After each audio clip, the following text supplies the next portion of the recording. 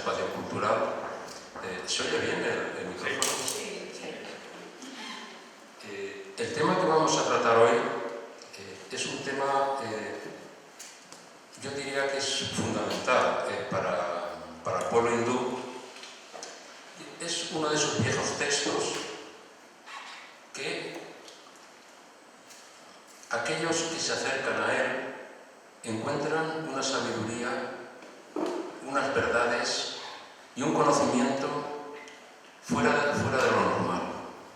O sea, en ese texto, que es considerado en la India como una Biblia, han encontrado los poetas inspiración, los religiosos devoción, aquellos que son buscadores de la verdad han encontrado verdades esenciales. Y el Bhagavad Gita lo podemos traducir como el canto del Señor y constaría de 18 estancias. Para poder hablar del Bhagavad Gita, primero tendríamos que retrotraernos a sus orígenes. Sus orígenes parten de otro texto enorme, maravilloso, una enciclopedia de conocimiento que es el Mahabharata. El Mahabharata es esa obra que la llaman la Gran Guerra. Y nos narra, bueno, vamos a hacer porque vamos a ver que el Bhagavad Gita formaría la parte central, o sea, el núcleo filosófico, la parte central del Mahabharata. Es donde se hallan las verdades más importantes. Claro, para ver el Mahabharata necesitamos conocer un poquito de su historia. Entonces vamos a hacer un pequeño resumen, ya que el Mahabharata es de una extensión, pues unas 7 veces la Ilíada y la Odisea. Entonces vamos a hacer un resumen muy escueto para poder situarnos en el comienzo del Bhagavad Gita, que empieza con dos clanes guerreros que están dispuestos a luchar. Pero claro, si no nos acercamos un poco a la historia del Mahabharata, no entendemos el por qué el Bhagavad Gita comienza de esta manera. Entonces, el Mahabharata, si nos acercamos a la tradición, es una tradición muy bella que nos habla de un maestro espiritual legendario llamado Vyasa. Pero claro, Vyasa tampoco nos puede decir mucho, porque en realidad Vyasa significaría compilador. Además, nos encontraríamos no con un solo Vyasa, sino que habría 4 o 5 Vyasas diferentes, lo cual evidentemente dificulta bastante saber quién fue el autor del Mahabharata.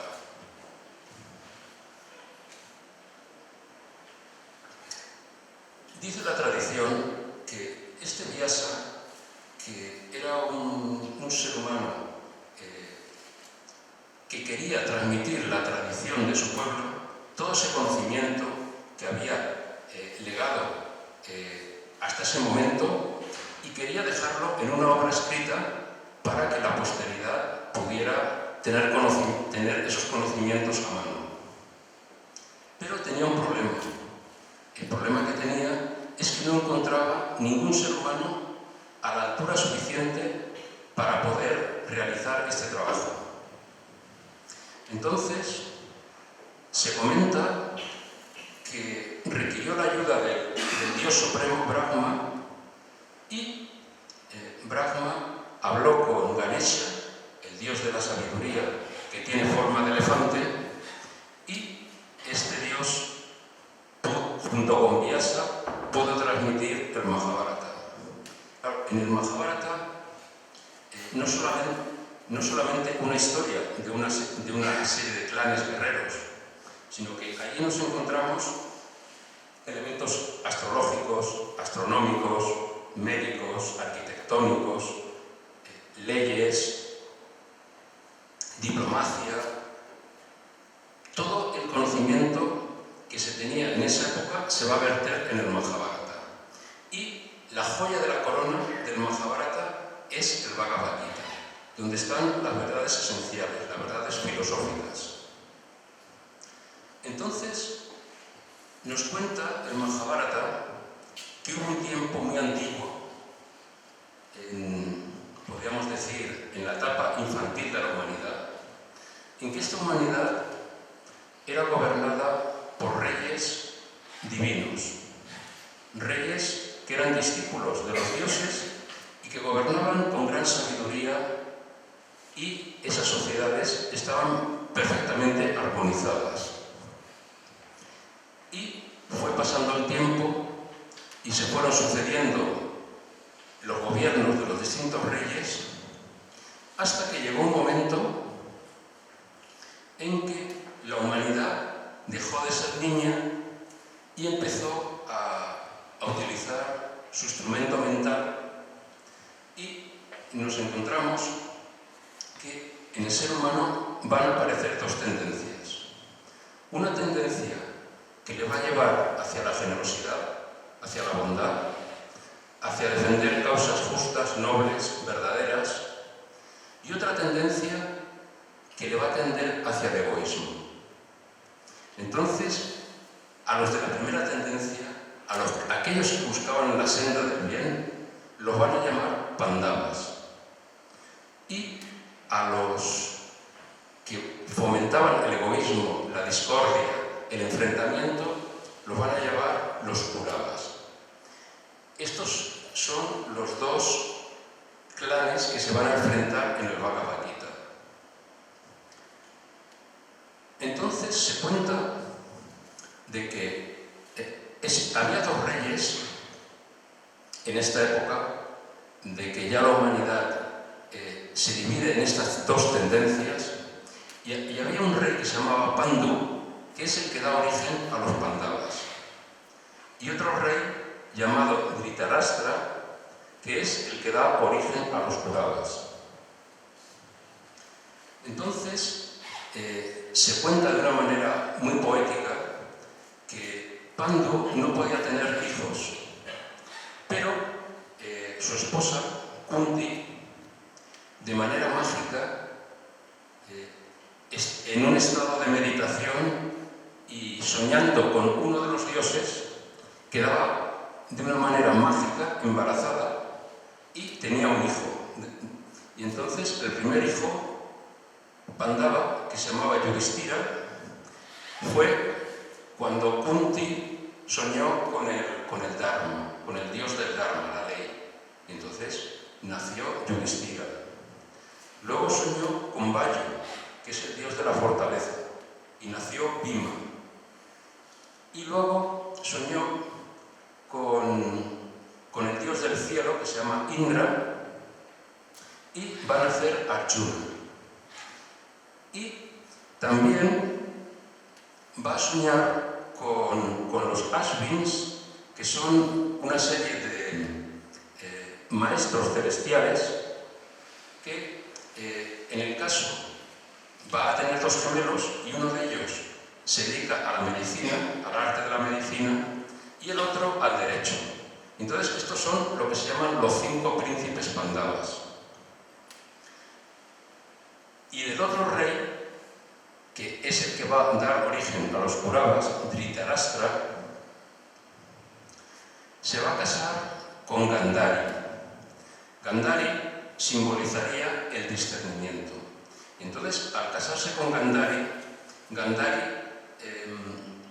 se cubre la vista, los ojos, y entonces no puede ver.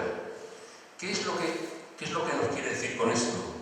Nos quiere decir con esto que el egoísta no tiene discernimiento, no puede ver. Por eso Dhritarashtra está casado con Gandhari, porque el vicio, el egoísmo, no discierne entre el bien y el mal, únicamente está preocupado de su interés, solamente le preocupan sus asuntos, y entonces por eso no tiene discernimiento. Entonces,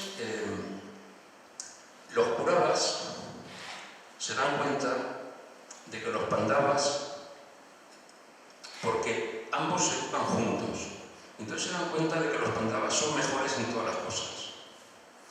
Son mejores en el arte de la guerra, son más justos, aquellas cosas que dirigen prosperan, esas sociedades tienden a la armonía, y en cambio todo aquello que dirigen los Kauravas pues ocurre exactamente lo contrario. Se da lugar al enfrentamiento, a odios, a guerras intestinas. Entonces es evidente que los dos bandos no pueden convivir juntos. Entonces es necesario que o gane uno o gane otro. Y entonces los Kauravas traman tretas y tratan de matar de manera astuta a los Pandavas, pero fracasan. No lo consiguen porque los Pandavas también son muy inteligentes y descubren las astucias y las malas artes de los Kauravas. Entonces, los Kauravas obligan de alguna manera a Yudhishthira, que es el primogénito, que es el Pandava que tenía que gobernar, por un determinado pacto. Como él, Yudhishthira, es un hombre que siempre cumple con su palabra, y entonces, en vista de un pacto que han llegado, aunque él no quiere participar en un juego de dados, se le obliga a participar en ese juego de dados. Ahora, si nosotros vemos los dados hindúes no son como los dados que nosotros conocemos, que tienen 6 caras, que son cuadrados.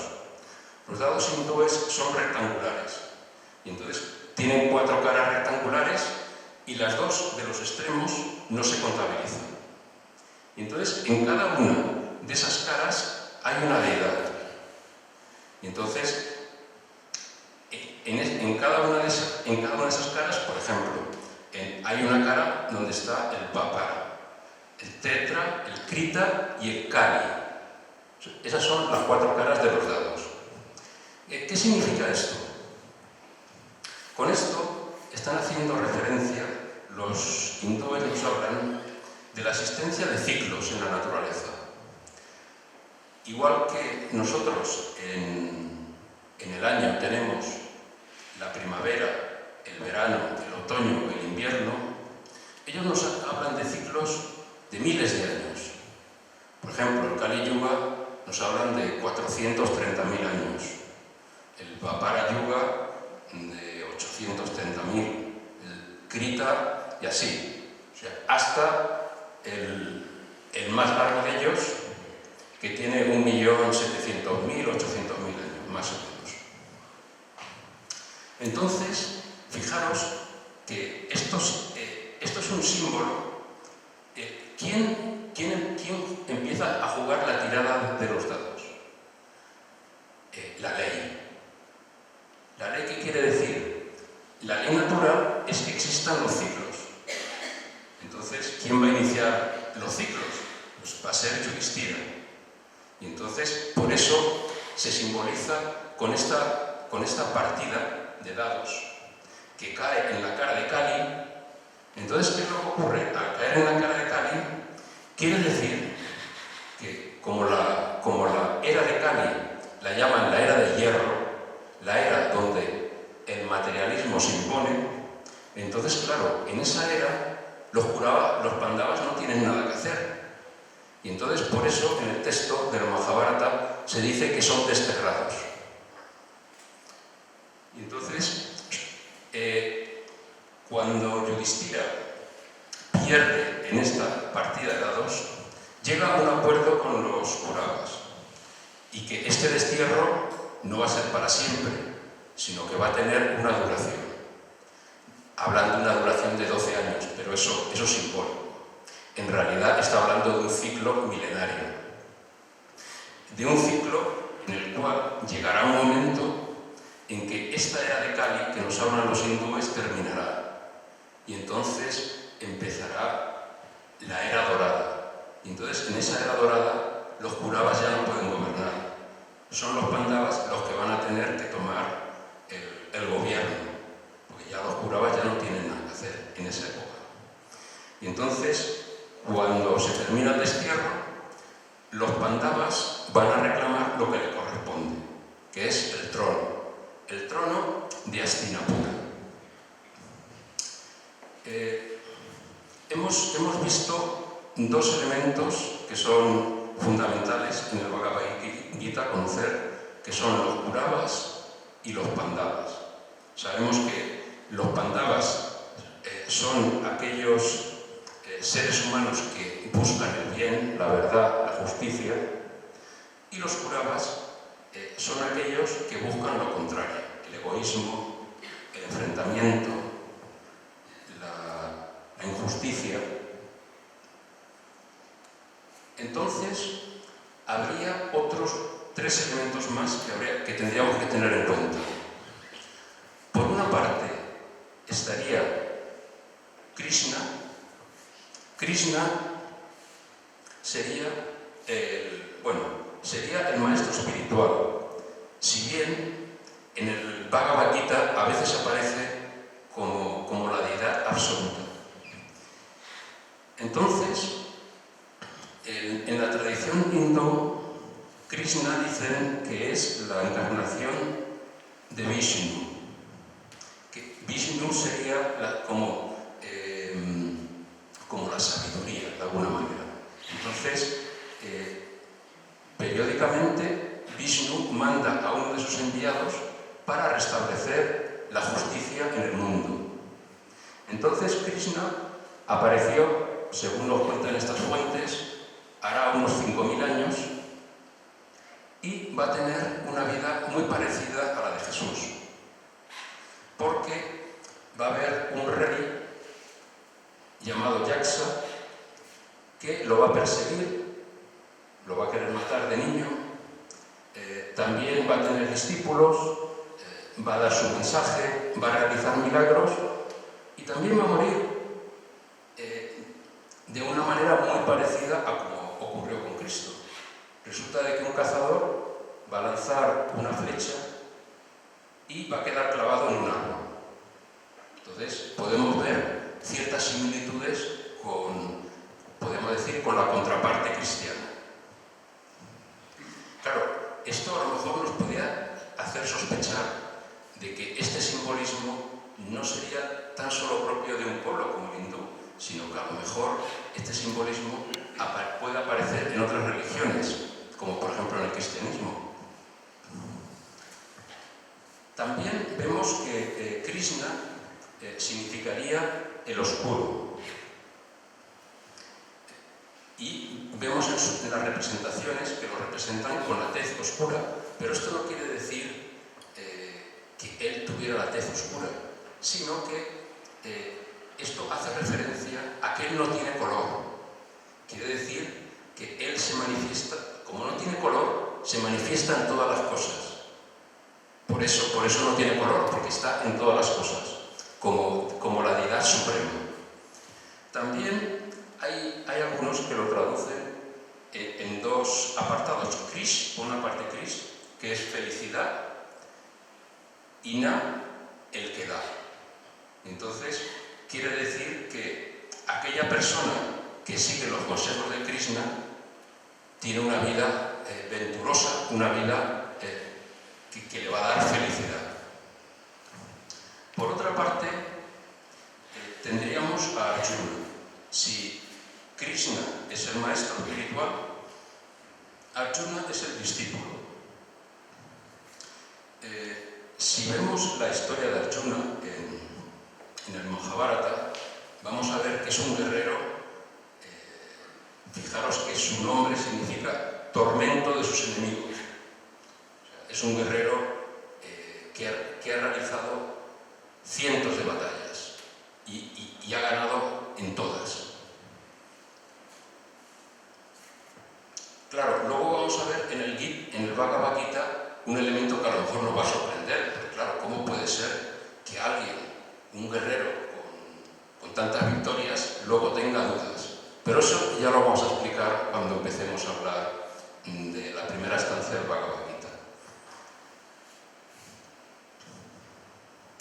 habría otro elemento más importante a tener en cuenta, que es la ciudad de Hastinapura. La ciudad de Hastinapura no es una ciudad normal y corriente.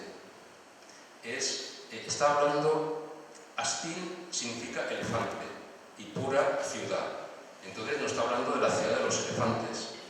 Pero no hemos comentado antes de que el dios de la sabiduría hindú tenía la forma de elefante.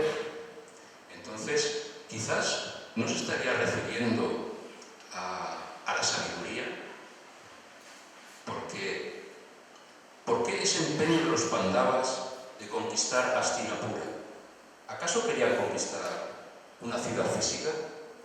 Lo más probable es que no. Ellos estaban interesados en otro tipo de ciudad, sino una ciudad más elevada, una ciudad alta, una ciudad espiritual, la sabiduría. Entonces, cuando los Pandavas vuelven del destierro, como son personas razonables y justas, tratan de llegar a un acuerdo con los Kauravas, tratan de negociar. Dicen, nosotros no queremos la guerra. Vamos a ver si podemos convivir los unos con los otros. Y entonces, bueno, entendemos que tú tienes derecho a una parte del gobierno.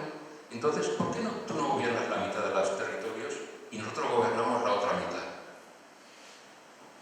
Y el jefe de los Kauravas dice, no, de ninguna manera. Jamás. No os voy a ceder ni un milímetro de terreno. Lo quiero todo para mí. Entonces, con una actitud así, pues, la negociación es imposible. Además, Duryodhana, que significa en sánscrito difícil de vencer, claro, o sea, nosotros pensamos que los vicios son torpes, no tienen inteligencia, pero sí que la tienen. Fijaros, por ejemplo, imaginaros el caso de unos señores que, por ejemplo, planean el robo de un banco. Están meses planificando, cuidando hasta el último detalle. Y ha habido casos. Hubo un caso aquí en Valencia que robaron un banco. Resulta que aprovecharon la mascletá para hacer la explosión y tenían una maquinaria que valía millones de euros. Tenían taladros especiales para taladrar el hormigón, tenían sopletes que eran capaces de derretir puertas de acero. Claro, necesitaban su tiempo, pero empezaron el viernes a mediodía y entonces el sábado ya habían logrado entrar y tuvieron hasta el domingo para recoger un botín millonario. Entonces vemos que son astutos, o sea, son expertos en el camuflaje, saben esconderse, saben aprovechar su momento. Entonces, no son tontos, planifican muy bien hasta el último detalle porque también quieren vencer. Igual que los Pandavas quieren vencer, ellos también quieren vencer, porque saben, de alguna manera, que si los Pandavas vencen, se les acaba el negocio. Acaba totalmente el negocio. Imaginaros, por ejemplo, el caso de Nikola Tesla. Nikola Tesla era un avanzado de la humanidad, un genio, y él quería llegar y conseguir electricidad. Y él sostenía de que en la ionosfera hay electricidad de sobra, o sea, para toda la humanidad sin ningún problema. Y entonces empezó a construir una torre con la idea de llegar hasta ahí. Entonces los que financiaban el proyecto le dijeron, qué bien, vamos a tener electricidad y todo eso. Bueno, ¿dónde ponemos el contador? Y él dice, ¿contador? No hace falta contador. La energía es gratis para todo el mundo. Entonces ya no le gustó tanto. No, Esos son los curabas. Digo, me rompes el negocio, no me interesa. Por favor, desaparece. Lárgate de aquí. No eres bienvenido. Este es un ejemplo, pero hay multitud de ejemplos. Por ejemplo, hay el caso de un señor que estudiando las frecuencias musicales descubrió la forma, vio como las células cancerosas a través de una determinada serie de frecuencias desaparecían. Entonces él ideó una máquina que reproducía estas frecuencias y lo probó en más de 10.000 personas que la medicina oficial les había dado por imposible, si os iban a morir, entonces, bueno, pues que haga la prueba, ¿no? Y curó a 10.000 personas, 10.000 cánceres, con esa máquina. Las autoridades médicas, pues no les gustó eso, no les pareció bien. ¿Y ahora qué hacemos con los medicamentos que tenemos de cáncer y todo eso? Pues no nos interesa. Entonces a este señor le obligaron a que vendiera sus derechos. Entonces de esa manera no se volvió a saber nada más. De esa manera es como actúan los curabas. Entonces vemos de que hay seres humanos que quieren el bien y entonces están luchando a favor del bien. Y hay otros seres humanos que están luchando a favor del egoísmo. Entonces, ya nos encontramos en el Bhagavad Gita. Y ya nos encontramos al principio, donde están las dos huestes. Nos cuentan que, estando el jefe de los Kauravas, Duryodhana, y el caudillo de los Pandavas reunidos junto con Krishna, Krishna les dijo: yo no puedo luchar a favor de ninguno de vosotros. Yo estoy a favor de los Pandavas, pero no puedo luchar por ellos. Yo no voy a intervenir. Y entonces le dio a elegir a cada uno. Y entonces Duryodhana eligió el ejército numeroso.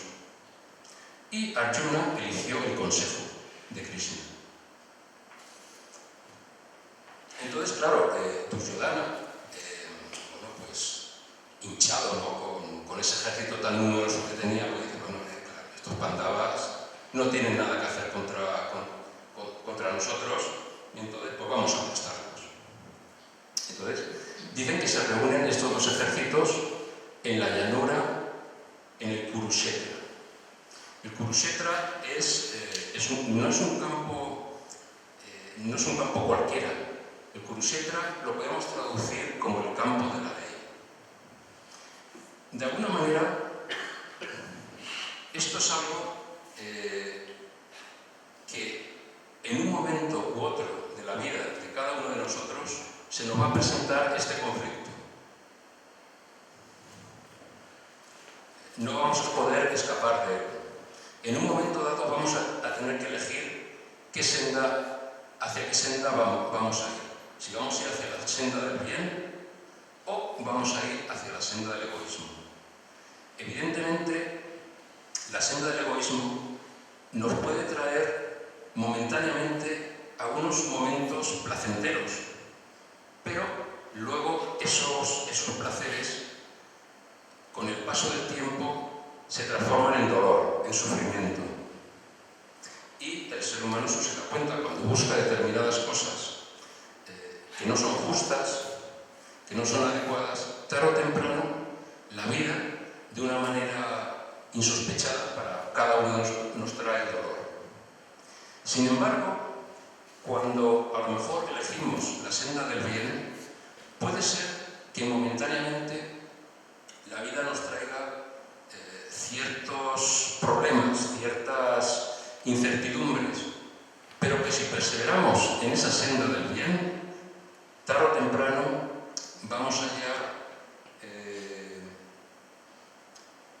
una especie de satisfacción por el deber cumplido, por hacer las cosas correctamente. Tarde o temprano la vida va a premiar a ese ser humano y va a hacer que esa persona se enriquezca interiormente, crezca como ser humano. Pero esa elección la tiene que hacer cada uno. Por eso Krishna no interviene, porque esa elección la tenemos que hacer cada uno de nosotros. Entonces, cuando están estos dos ejércitos reunidos, ¿qué es lo primero que hacen los Kauravas? Los Kauravas lo primero que hacen es montar fuego, ruido. Empiezan a tocar las trompetas, los tambores, empiezan a hacer mucho ruido. ¿Con qué fin? Con el fin de meter miedo a los Pandavas. Porque ellos dicen, somos muy numerosos y hace mucho ruido, y entonces el miedo te impide ver. Y entonces a través del miedo pueden lograr sus fines. Esto vamos a ver cómo en las sociedades esto se ha utilizado muchas veces. Los ejércitos han utilizado muchas veces el miedo, los gobernantes, corporaciones. Vamos a ver que el miedo es un recurso utilizado por este tipo de gente egoísta. ¿Para qué? Pues imaginémonos estos científicos que hemos estado hablando anteriormente, que dicen, bueno, si tú haces este tipo de inventos o este tipo de aportación a la humanidad, pues vas a perder tu trabajo, te vamos a denigrar, no vas a poder trabajar en una cátedra. Entonces, claro, eso a uno le da miedo, ¿no? Porque quiere trabajar. Hay muchas maneras de que la gente se asuste y, digamos, que estos egoístas puedan seguir triunfando. Claro, evidentemente el Bhagavad Gita no solamente habla de las corporaciones, sino que también nos habla a cada uno de nosotros, porque dentro de cada uno de nosotros hay un Pandava y un Kaurava. Pero claro, eso lo tenemos que descubrir. Cada uno de nosotros sabrá cuáles son sus fortalezas, en qué aspectos él considera que es noble, que es bueno, que es sincero, y qué otros elementos le atan un poco a la tierra, ¿no? Eso cada uno lo va a tener que ver, pero cada uno de nosotros tenemos esos elementos. Y ese conflicto es ineludible. Tarde o temprano cada uno de nosotros lo va a tener que librar. Y eso es lo que nos está hablando el Bhagavad Gita, de este conflicto. Entonces, dicen que cuando Arjuna empieza a ver a este ejército de Kauravas y de Pandavas, sobre todo al ver los Kauravas, empieza a ver, dicen que familiares, parientes, amigos, maestros, y dicen, ¿cómo voy a luchar contra ellos? Si en realidad yo les tengo afecto. Y no tenemos nosotros de alguna manera afecto a determinados vicios, a determinadas tendencias egoístas dentro de nosotros. No le tenemos afecto. Eso es lo que nos está hablando en el Bhagavad Gita, ¿no? Entonces, le entra, digamos, la confusión a Arjuna, ¿no? Ostras, tú, ¿dónde me he metido? No es algo que de alguna manera nos puede ocurrir a nosotros. Imaginémonos, no sé, una persona, yo sé que esto que voy a decir ninguno de vosotros lo tiene, pero imaginémonos una persona que es muy desordenada, ¿no? Que tiene todo desordenado,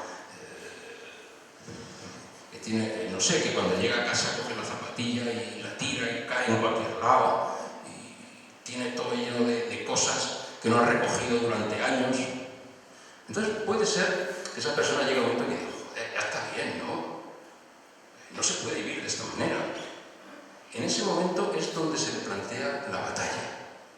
Y entonces, claro, ¿qué es lo que ocurre a esa persona? Dice, caramba, esto yo no lo puedo ordenar así en un día, es imposible. Y entonces se desespera y se desanima. Pero si fuera inteligente, dirá, bueno, es lógico, si he estado años digamos, haciendo las cosas de esta manera, evidentemente no voy a poder cambiar esto en 2 días. Entonces tendré que hacer una táctica inteligente. Dije, bueno, voy a coger y voy a dedicar 10 minutos al día a hacer esto. Entonces, cuando esta persona ve que 10 minutos pues no le suponen ningún problema, mira, bueno, ¿y por qué no? ¿Y por qué no media hora? Y cuando hace media hora, se dará cuenta de que eso lo puede soportar. Y así. O sea, entonces va a llegar un momento en que va a conseguir sus objetivos. El problema muchas veces, que es lo que le pasó a Arjuna, que vio la montaña de problemas así, de golpe, y dice, yo con esto no puedo, no voy a luchar. Y entonces así es como termina la primera estancia del Bhagavad Gita, diciendo a Arjuna, yo no voy a luchar, no quiero saber nada, adiós. Entonces, claro, Krishna le ve y le dice, pero bueno, hombre, pues si tú, llamado tormento de tus enemigos, pero ¿cómo es posible que hagas eso, hombre? Y entonces empieza a darle una serie de enseñanzas a Arjuna. Y entonces vamos a ver una filosofía hindú que se llama la filosofía Sankhya. Entonces, para entender las enseñanzas que le va a dar Krishna a Arjuna, vamos de una manera somera a describir qué es la filosofía Sankhya. La filosofía Sankhya nos habla de dos principios inmutables. Uno de ellos es Purusha, que es la parte espiritual, y otro Prakriti, que sería la parte material. Entonces nos comenta esta filosofía de que en un principio todo era Purusha, todo era espíritu. Pero llegó un momento en que vio el mundo manifestado, vio a Prakriti y le entró la curiosidad. Entonces, no lo conocía y le entró la curiosidad. Nos cuentan que es algo muy parecido como imaginémonos una mosca que huele la miel y va directamente a la miel y se posa encima de la miel. ¿Qué es lo que le ocurre? Que se queda pegada. No puede salir. Queda totalmente atascada. Entonces, eso es lo que le pasó a Purusha. Purusha fue a conocer a Prakriti y se quedó enganchada en la materia. Y entonces esta filosofía nos explica que una vez Purusha queda esclavizada en la materia, hay toda una serie de técnicas que le van a permitir liberarse de los lazos de la materia. Y una de esas técnicas es la técnica del yoga. Utilizan técnicas yógicas, principalmente el conocimiento para poder llegar a la liberación. Entonces, Krishna le explica a Arjuna que dentro del ser humano hay dos partes, una parte espiritual y una parte material. Y que esta parte espiritual es eterna, no muere, dura siempre. Mientras que Prakriti se va adaptando a las distintas formas. En un momento es un árbol, en otro momento es un gato, en otro momento es un ser humano, diferentes formas. Y entonces el espíritu se va adentrándose en esas formas y de esa manera el espíritu queda enganchado de alguna manera, queda esclavizado. Lo que ocurre, claro, nosotros lo vemos desde ese punto de vista.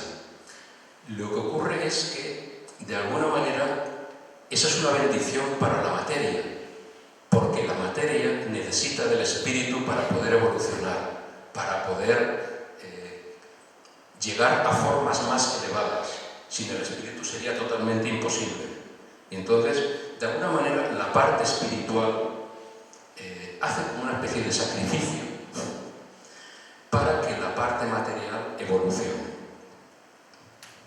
Entonces, a grandes rasgos, muy grandes rasgos, esto sería lo que nos habla la filosofía Sankhya.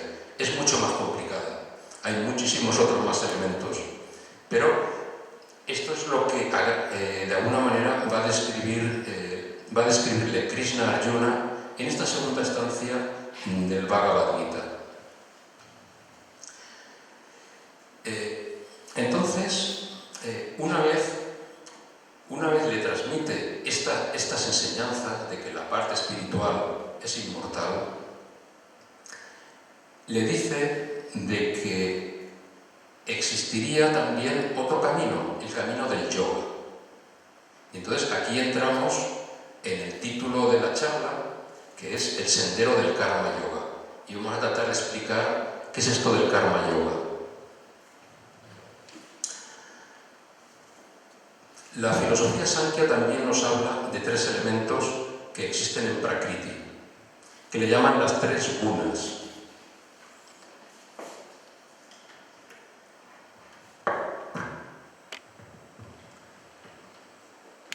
Por una parte estaría rajas,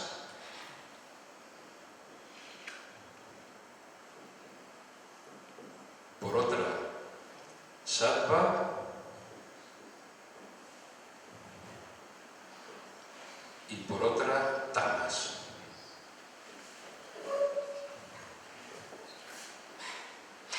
Vamos a ver. Sí, dime. Ah, sí.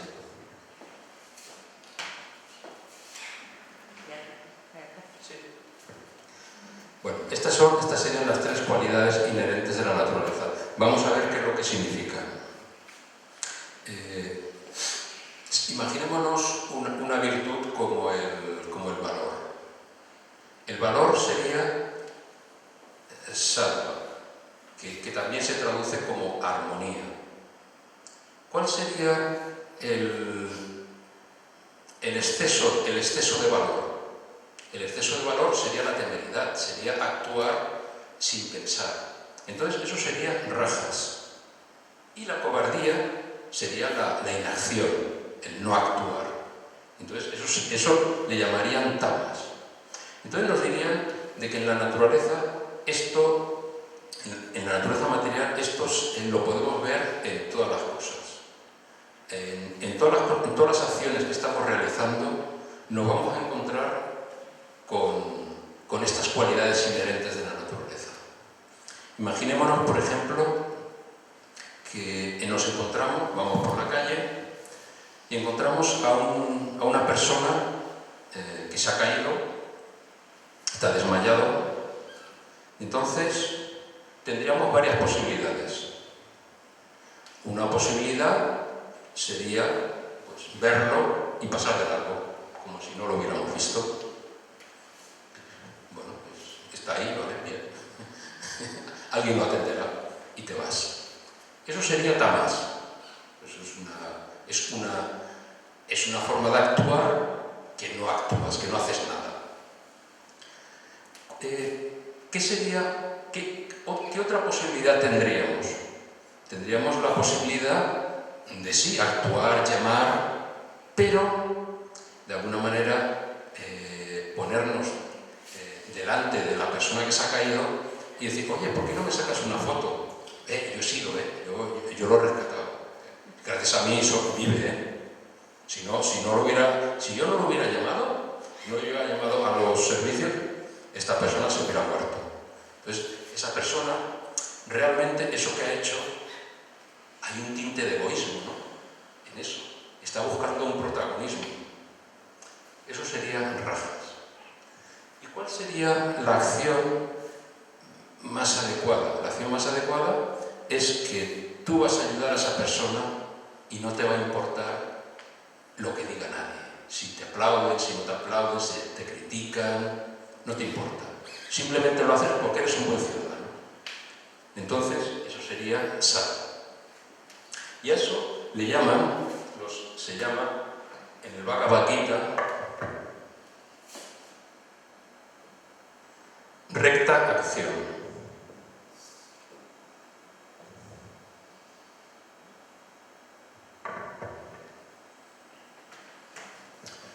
Entonces, la sabiduría hindú nos habla del karma. Vosotros seguramente habéis oído hablar de esta ley del principio de acción y reacción. Y entonces, esta ley nos dice de que toda acción genera una reacción. Entonces, la acción de esa persona que se ha desatendido de la persona que estaba tumbada en el suelo está generando una reacción, y es una reacción que le llaman karma negativo. Se llama karma negativo. La otra acción de esa persona que llamó y se preocupó de la otra persona, pero lo que quería era protagonismo, esa persona tiene un karma positivo porque ha hecho una buena acción, pero está encadenado a esa acción. Esa acción no le libera.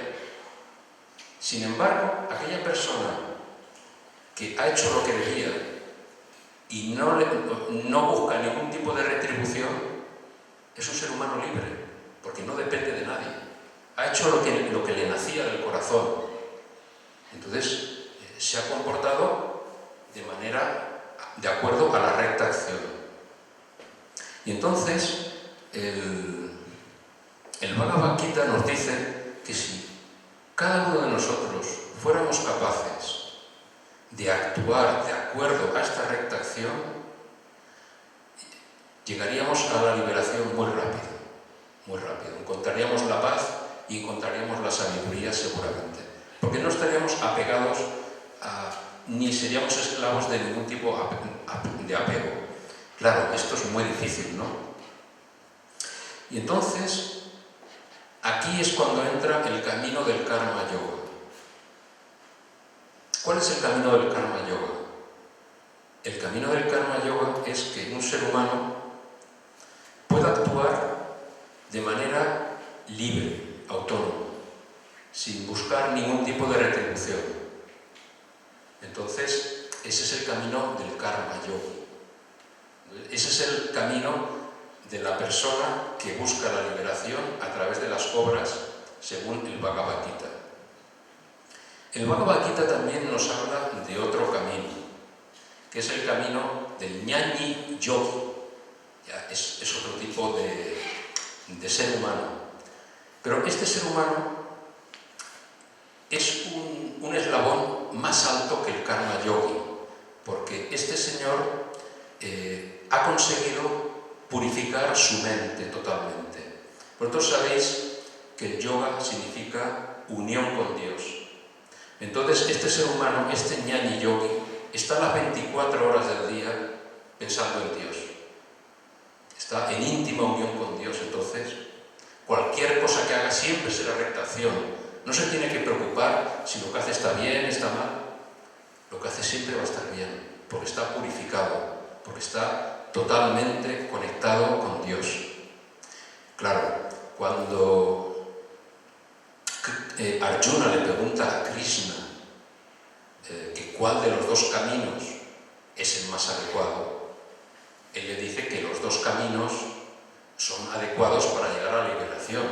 Lo que ocurre que es que el camino del Jnani Yoga, solamente unos pocos afortunados, más bien gente que ha hecho un trabajo impresionante, los que trabajan de esta manera con el Jnani Yoga son muy poquitos, son ascetas, prácticamente ascetas, muchos de ellos están alejados del mundo. Entonces, Krishna le recomienda a Arjuna el camino del Karma Yoga, y de alguna manera le dice que este es el camino de la inmensa mayoría de la humanidad para lograr la liberación. Entonces, en este camino del Karma Yoga, Krishna nos dice que no hay acción sin fruto, por decirlo de una manera. O sea, toda acción que no sea una recta acción, como hemos comentado antes, genera un fruto. Puede ser un fruto que nos dé placer, por decirlo de una manera, y entonces vamos a estar disfrutando de ese placer durante un tiempo, pero eso va a llegar un momento que se va a acabar. Igual que, por ejemplo, cuando generamos semillas de dolor, ese dolor lo vamos a tener durante un tiempo y va a llegar un momento en que va a desaparecer. Y así. Entonces, para poder huir de esa rueda de placer, dolor, placer, dolor, placer, dolor, una y otra placer, dolor, Krishna nos recomienda la rectación. Él entiende de que es la forma más adecuada para poder llegar a la paz y a la sabiduría. Entonces, bueno, pues realmente, esto es realmente revolucionario. Fijaros, o sea, si pudiéramos realmente concienciar de que tenemos la posibilidad, porque nadie nos puede impedir actuar de acuerdo a la rectación. ¿No puede impedir a alguien hacer eso? Yo creo que no. El único que nos puede impedir hacer eso somos nosotros. Todos estamos capacitados. No es una cuestión de posición social, de tener una determinada religión, filosofía, vivir en un país, ser hombre, mujer. No. Cualquiera puede hacerlo. Todos estamos en disposición de poder alcanzar esa paz, esa sabiduría. Y, bueno, pues este es el mensaje que quería traeros hoy, esta tarde. Como vivimos en un mundo tan conflictivo, entonces estos mensajes de esperanza, de fe en la humanidad, son muy necesarios. Necesitamos tener esperanza, necesitamos creer en nosotros y por más que haya problemas, saber que vamos a poder salir adelante.